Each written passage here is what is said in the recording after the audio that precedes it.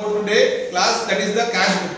Okay, cash book is mainly useful for to record all the cash transactions of the business.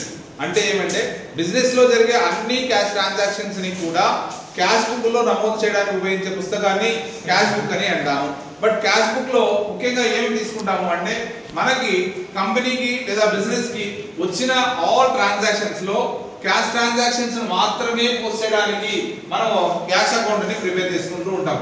Cash account అంటే ఈ విధంగా ఉంటుందమ్మా. Cash account is just like it is like A account only, అంటే అది కూడా ledger లానే ఉంటుంది. కాబట్టి క్యాష్ అకౌంట్ ని మనం తయారు చేసేటప్పుడు ఈజీగా గుర్తించుకోవాల్సిన కొన్ని అంశాలు ఉన్నాయి. అవి చెప్పిన తర్వాత different types of cash book లోకి పోతారు. కాబట్టి క్యాష్ బుక్ ని ప్రిపేర్ చేసేటప్పుడు మీరు బాగా గుర్తించుకోవాల్సింది ఏమి అంటే క్యాష్ బుక్ లో డెబిట్ సైడ్ రిసిప్ట్స్ రాయాలి. దీన్నే మనము వసూళ్లు అంటాం. అంటే కంపెనీకి కానీ వ్యాపారానికి కానీ వచ్చిన నగదు రూపంలో వచ్చిన అన్ని అంశాలను మనం డెబిట్ వైపులో నమోదు చేయాలి. That will called as an receipts in the debit side. Next we'll go to the credit side. Credit side ఏం రాస్తాము అంటే ఇక్కడ అన్ని పేమెంట్స్ ని, అంటే సంస్థ నుంచి డబ్బు పోయినప్పుడు సంస్థ నుంచి నువ్వు ఏదైతే పేమెంట్ చేసింటావో ఆ పేమెంట్ కి సంబంధించిన ట్రాన్సాక్షన్స్ అన్నిటిని కూడా క్రెడిట్ వైపులో నమోదు చేయాలి. కాబట్టి మీరు బాగా ఈజీగా గుర్తుపెట్టుకోవడానికి అవకాశం ఏమి అంటే సంస్థకి డబ్బులు ఏ రూపంలో వచ్చినాయి, ఆ రూపంలో ఏ రూపంలో వచ్చింటే అవిటిని కూడా డెబిట్ వైపులో రాసేయండి. సంస్థ నుంచి డబ్బులు ఏ రూపంలో పోయినాయి ఆ ట్రాన్సాక్షన్స్ అన్నిటిని క్రెడిట్ వైపులో రాసేయండి. ఇంకా there is no confuse about the cash transactions in the recorded into the cash account. Now we'll go to here. ఇక్కడ చూడండి proforma ఈ విధంగా cash book proforma, cash account proforma రెండు ఒకటే. బట్ cash book proforma మనం గమనించినట్లయితే ఇక్కడ ఈ కాలమ్స్ లో డెబిట్ సైడ్ మనం ఏం చెప్పాము, రిసిప్ట్స్ అని చెప్పాము. క్రెడిట్ సైడ్ పేమెంట్స్ అని చెప్పాము. ఇక్కడ ఏదైనా బ్యాలెన్స్ అనేది ఉంటే బ్రాడ్ డౌన్ ఉంటే టూ బ్యాలెన్స్ బ్రాడ్ డౌన్ రాసి సేమ్ బ్యాలెన్స్ క్యారీ డౌన్ అనేది మీకు ఆ నిల్వ తెచ్చే విధానం అనేది మీకు తెలుసు. కాబట్టి మీరు గుర్తుంచుకోవాల్సిన పాయింట్ మాత్రం receipts debit side, payments credit side రాయాలి. Then we will go to the types of cash book. Cash book లో కూడా different types of cash books ఉన్నాయమ్మా.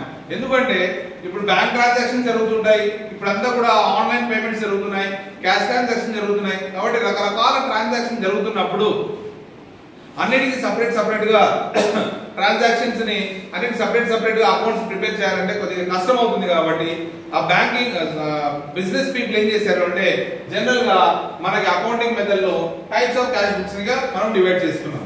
దాంట్లో ఫస్ట్ వచ్చేసి single column cash book. Single కాలం అంటే ఏం లేదమ్మా, ఇక్కడ క్యాష్ కాలం ఒకటి ఉన్నట్లయితే జస్ట్ లైక్ అకౌంట్ ఏ విధంగా ఉన్నట్లయితే దాని ప్రకారమే ఉంటుంది. కాబట్టి దాన్ని పెద్దగా చెప్పుకోవాల్సిన అవసరము లేదు. Single column cash book is nothing but just like cash book only. The next is that double column cash book.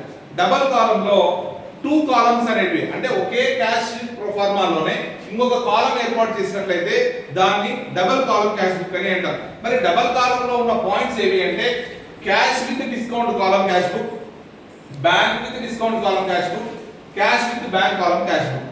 ఇవన్నీ 2 పాయింట్స్ ఉన్నాయి. ఇక్కడ చూడండి, ఇక్కడ క్యాష్ ఒక కాలము, డిస్కౌంట్ ఒక కాలము, బ్యాంక్ ఒక కాలము, డిస్కౌంట్ ఒక కాలము, క్యాష్ ఒక కాలము, బ్యాంక్ ఒక కాలము.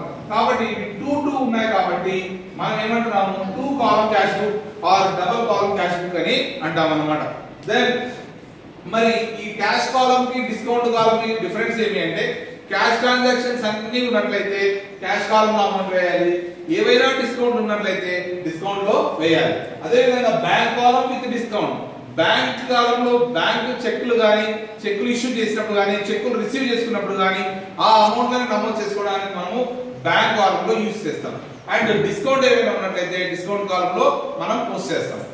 Then next is that third one, cash amount వచ్చినట్లయితే క్యాష్ కాలంలో, చెక్కులు ఏమైనా వచ్చినట్లయితే చెక్కుల అమౌంట్ బ్యాంక్ కాలంలో వేస్తాం. దీన్ని అందుకే 2 పాయింట్స్ 2 కాలమ్స్ మనం ఏర్పాటు చేస్తున్నాం కాబట్టి దాన్ని 2 కాలం క్యాష్ బుక్ అని అంటున్నాం. The next is that triple column cash book. Triple column అంటే ఏం లేదమ్మా, cash column, bank column, cash column, bank column, discount column, 3 columns ని మనం క్యాష్ బుక్ లో ఏర్పాటు చేసినట్లయితే దాన్ని ట్రిపుల్ కాలం క్యాష్ బుక్ అని అంటాం అన్నమాట. ట్రిపుల్ కాలం క్యాష్ బుక్ అనేది మనకి క్యాష్ ట్రాన్సాక్షన్స్ అన్ని కూడా క్యాష్ కాలంలో అమౌంట్ వేస్తాము, చెక్ ట్రాన్సాక్షన్స్ అన్ని కూడా బ్యాంక్ కాలంలో అమౌంట్ వేస్తాము, డిస్కౌంట్ ఏమైనా ఉన్నట్లయితే డిస్కౌంట్లన్నీ కూడా డిస్కౌంట్ కాలంలో వేస్తాం. అలా వేసిన తర్వాత తయారు చేసే దాన్ని ట్రిపుల్ కాలం క్యాష్ బుక్ అంటాం. లాస్ట్ ది ఫోర్త్ వన్ పెట్టి క్యాష్ బుక్. పెట్టి క్యాష్ బుక్ అంటే దీన్ని చిల్లర నగదు చిట్టా అని అంటారు. అంటే జనరల్ గా డైలీ ఎక్కువగా చిల్లర వ్యవహారాలు అంటే తక్కువ అమౌంట్ తో చేసే వ్యవహారాలని నమోదు చేయడానికి ఉపయోగించే చిట్టానే పెట్టి క్యాష్ బుక్ అని అంటారు. అంటే ఇప్పుడు ఫర్ ఎగ్జాంపుల్ డొనేట్ చేయడం కానీ, టీ తెప్పడం కానీ, స్నాక్స్ కోసం కానీ ఇలాంటి పెట్టి క్యాషెస్ ఏవైతే ఉంటాయో వాటిని నమోదు చేయడానికి ఉపయోగించే పుస్తకాన్ని పెట్టి క్యాష్ బుక్ అంటాం. పెట్టి cash book is not be called as a పెట్టి క్యాష్ అకౌంట్. ఓకే, కాబట్టి మనము ఈ పెట్టి క్యాష్ బుక్ ఇవన్నీ కూడా మనం లెక్కలో చూపించుకుంటూ వెళ్దాం. కాబట్టి ఇప్పుడు మీకు అర్థం కావాల్సింది ఏమి అంటే క్యాష్ బుక్ ని ప్రిపేర్ చేసేటప్పుడు అది ఎన్ని కాలమ్స్ అన్నా ఉన్నాయి, డెబిట్ సైడ్ రిసిప్ట్స్ ని, క్రెడిట్ సైడ్ పేమెంట్స్ ని నమోదు చేయాలి. ఇది పాయింట్ బాగా గుర్తుపెట్టుకోండి.